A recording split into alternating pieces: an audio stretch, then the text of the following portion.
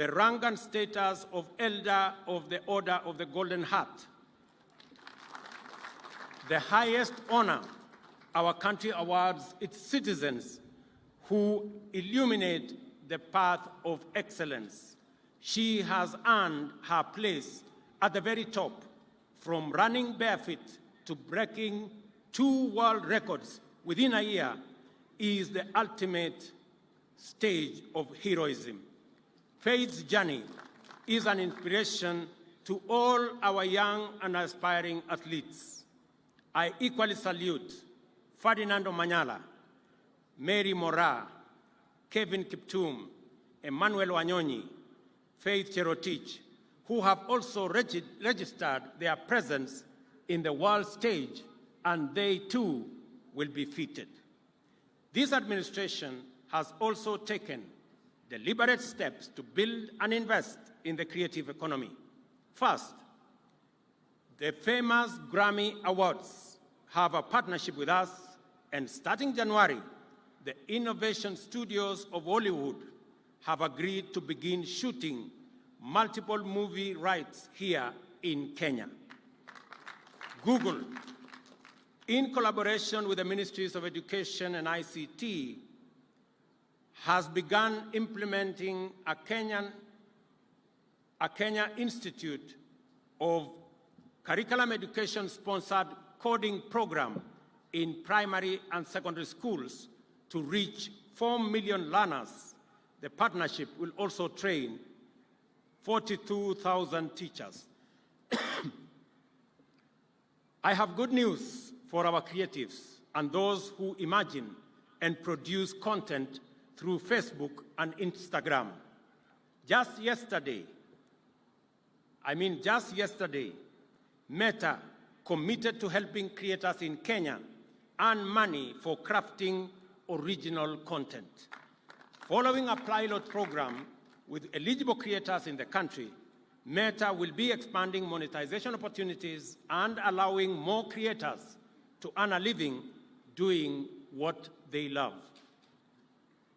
Kenya possesses impressive credentials as a source of highly professional human capital with highly educated, trained, skilled, and dynamic young people. We have systematically and intentionally negotiated separate bilateral agreements with countries in the Middle East, Europe, and the Americas to connect our skilled workforce with opportunities globally. This will provide exposure to thousands of Kenyans to work in international organizations, engage in global assignments, and monetize their skills and talents as they enhance their incomes and personal development.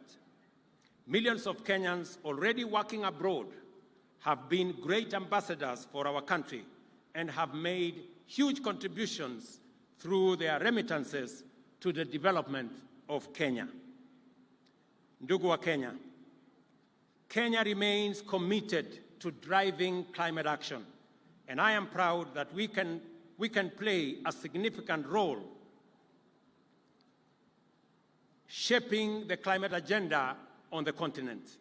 We have demonstrated leadership which has been recognized both on the continent and beyond, and we must continue to play our part both domestically and on the global stage. Recently, I launched the Africa Green Industrialization Initiative in partnership with the United Arab Emirates and several other African heads of states at COP28 in Dubai. The goal of the initiative is to enable businesses to build rapidly in Kenya using our renewable energy resources and across our continent.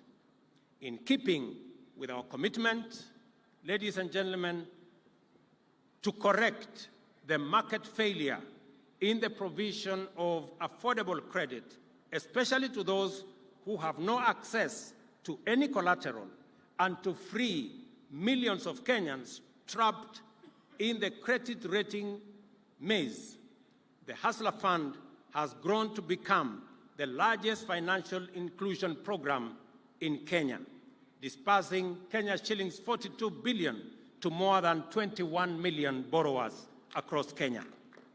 A week ago, we celebrated the Hustler Fund's first anniversary. Borrowers on the fund have saved Kenya shillings 2 billion with a repayment rate of 75% nationally. As promised, we have already enhanced credit limits for over 1.2 million borrowers and spent 500 million to match long-term savings on a ratio of Kenya shillings 1 for every Kenya shillings 2 saved. At the end of this month, just in a few days, every saver will be paid an attractive interest rate of 12% on all their savings. Over 7.7 million people are regular borrowers on the Hustler Fund platform. The fund will be enhanced from next month with specific financial products to provide additional enterprise and business facilities for existing Mama Mboga and Boda Boda SACCOs across Kenya.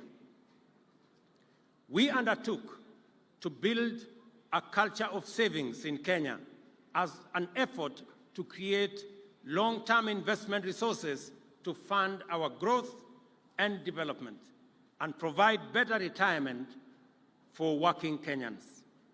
The new NSSF contribution model has enhanced monthly contributions by 4.5 times. Consequently, the fund will raise an additional 400 billion in the next 5 years, tripling the value of the fund from 300 billion to over 1 trillion by 2027. Furthermore, our countrymen and women no longer have to wait for over 3 months to receive their retirement benefits. Owing to the digitization and automation, NSSF benefit processing turnaround time has improved significantly from an average of 82 days to 10 days, and with a further reduction envisaged in processing period to come down to 1 day by next year. We are also undertaking the expansion of retirement benefits coverage to 15 million Kenyans currently active in the informal sector through product innovation and bottom-up enrollment strategies at the grassroots level. Ladies and gentlemen, we made a commitment to our dear citizens who are elderly, orphaned, and those who live with severe disability that they shall receive their social protection stipends before public servants, including the President, receive their salaries. We have kept our word and delivered on this commitment. Consequently, all the 1,200,000 eligible beneficiaries now receive their stipends on time before we are all paid as public servants. We have, however, allocated an additional 2 billion shillings for newly enrolled beneficiaries who are undergoing verification at the moment, and we will begin to disburse their stipends by 1st March next year. This program has had challenges with the beneficiaries traveling long distances and spending considerable portions of their stipend on logistics. Working with Safaricom, we have structured a new delivery mechanism for all our stipend-earning beneficiaries to receive their stipends from M-Pesa agents in their localities. Orphans and persons living with severe disability will begin using this new mechanism this month in a few days. The elderly will, however, start in January because the process is being finalized. I commend Safaricom for demonstrating corporate patriotism and providing this service free of charge.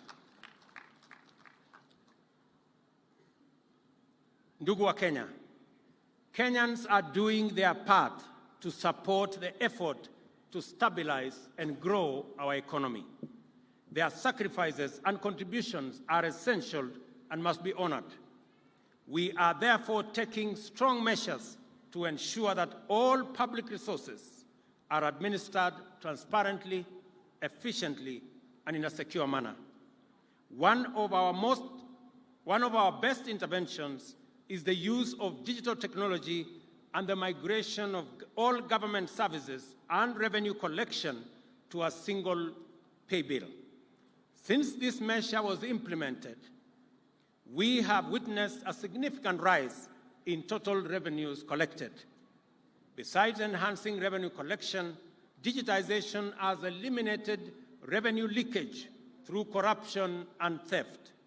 It is most important that we sustain this progress in promoting integrity, transparency, and efficiency in resource management. And for this reason, I direct that all agencies observe the December 31st deadline to finalize the migration to e-Citizen platform.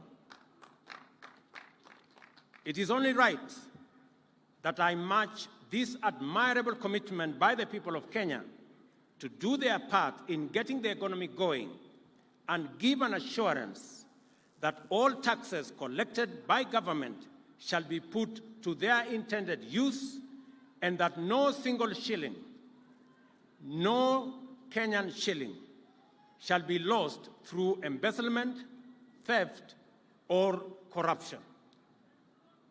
I urge our justice, law, and order institutions led by the judiciary and the anti-corruption agencies to discharge their mandate without fear, favor, ill will, or prejudice.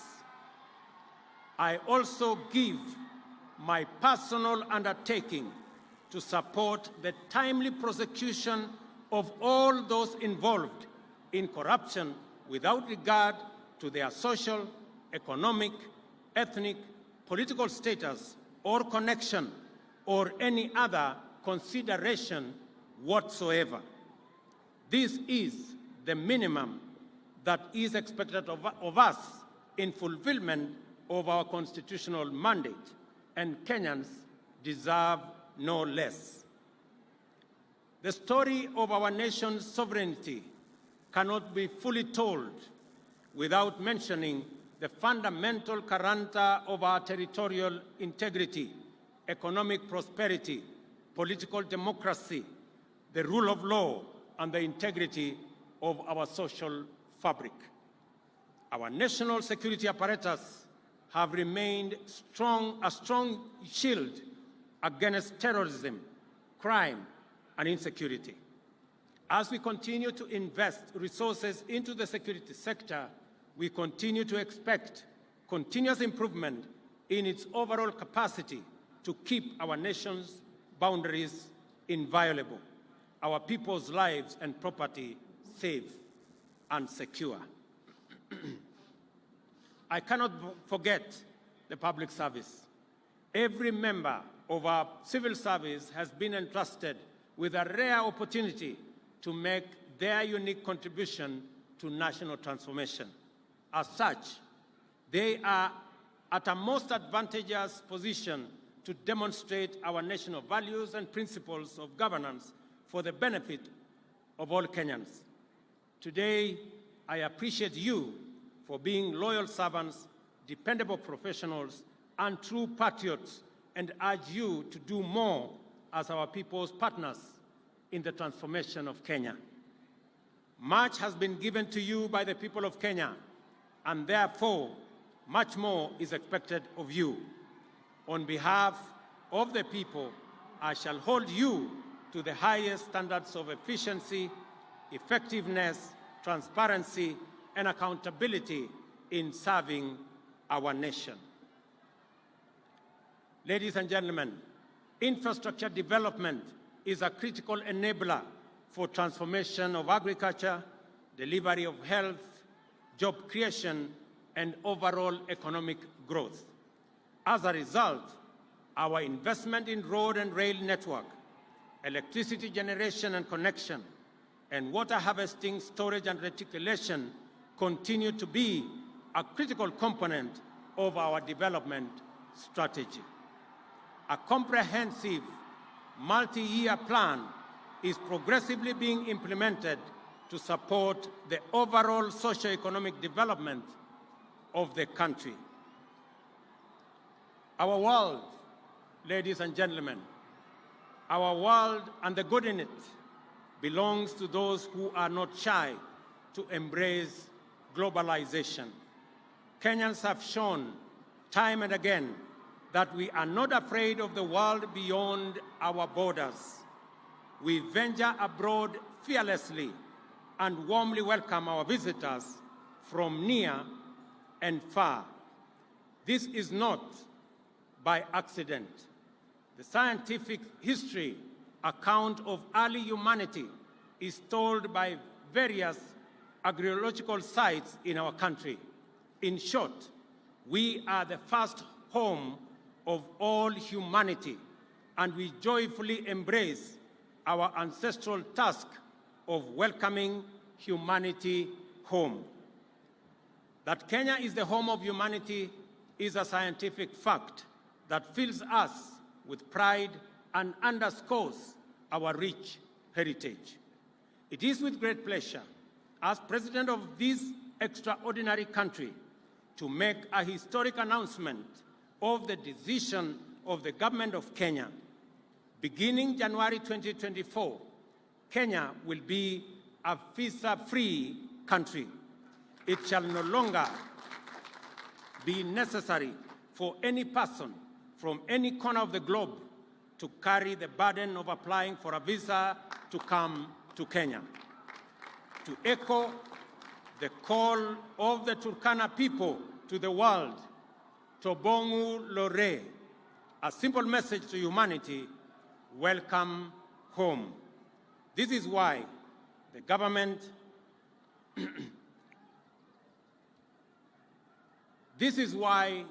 of Kenya has abolished the requirement of visas for all visitors. To implement this new policy, we have developed a digital platform to ensure that all travelers to Kenya are identified in advance on an electronic platform. Consequently, all travelers will obtain electronic travel authorization as they come to Kenya.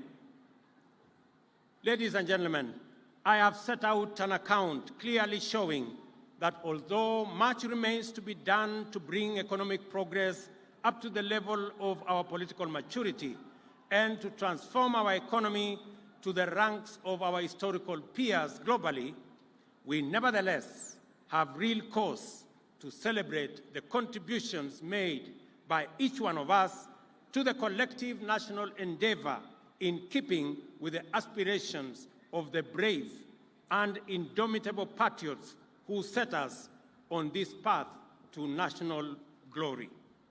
We must now go forth with greater resolve, inspired by the heroic achievements of those who came before us, affirmed by the confidence that our work matters for increasing our heritage and glory, encouraged by the progress we are making, and determined to accomplish our generation's solemn obligation to make this nation a true Jamhuri of people, free, prosperous, secure, and democratic.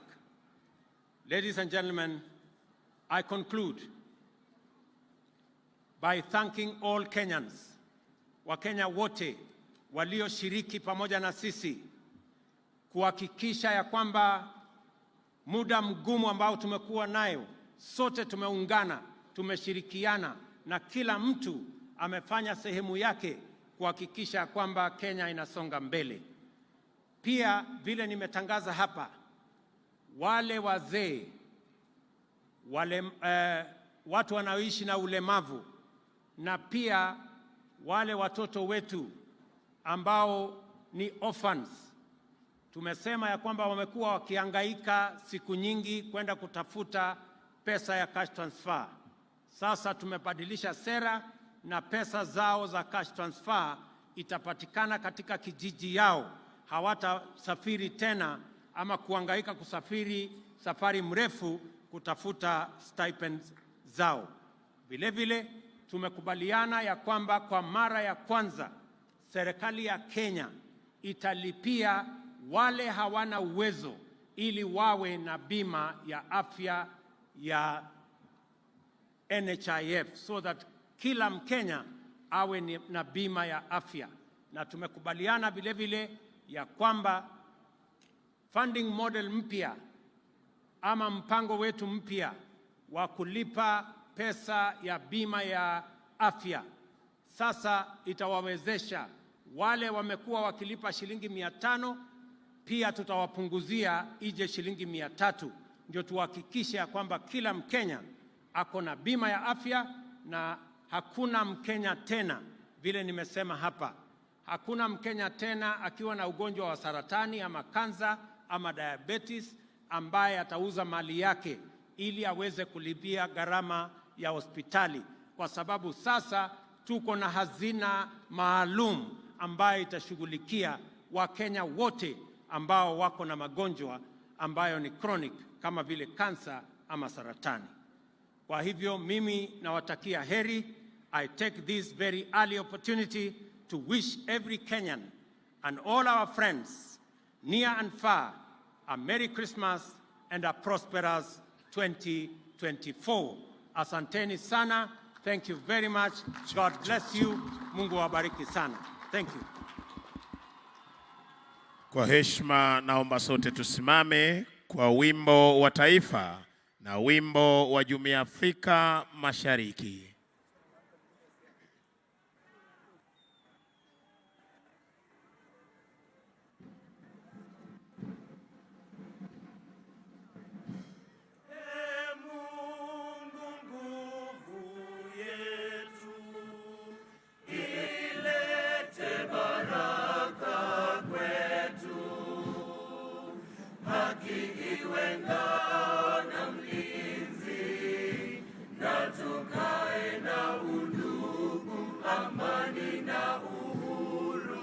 Raha tupate na ustawi.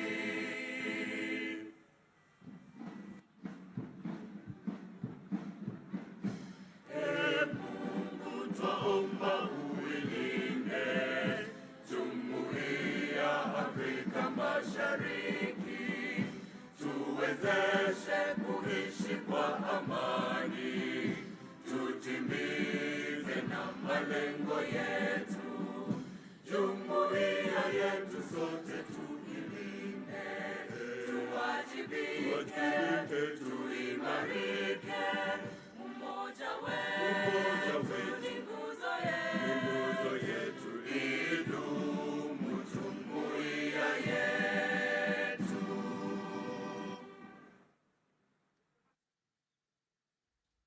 Niombe tuweze kutulia. Mwenzangu Mike Gitone atupe itifaki ya kufumukana mahali hapa. Kwako Gitone. Nitaomba sote viongozi tafadhali tutulie kwenye jukwaa ili tuweze